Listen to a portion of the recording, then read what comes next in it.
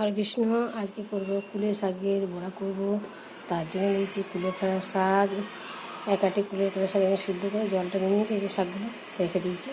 কুলেখাড়া শাক আর তার সঙ্গে নেব আলু গেট করে নিয়েছি, পাকা কাঁচা লঙ্কা নিয়েছি দুটো, আর এখানে নুন, এটা গোটা জিরে, এটা একটুখানি খাবার সোডা, একটুখানি জোয়ান, আর এটা ধনেটা একটু ডাস করে নিয়েছি।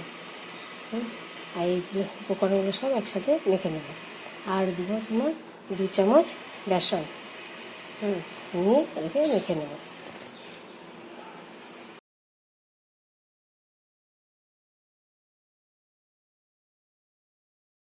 একে একে সব ছেড়ে দেবো।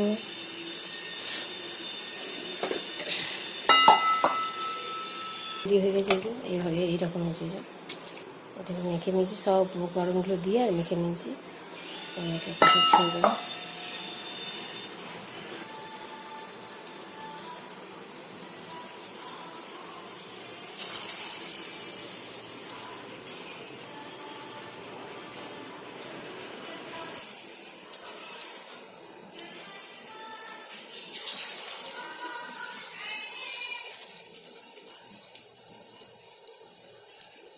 এইভাবে সব একে একে করে নেব, তারপরে দেখাচ্ছি।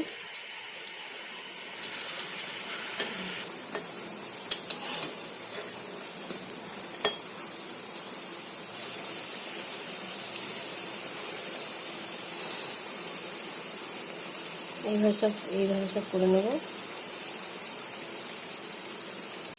হরে কৃষ্ণ।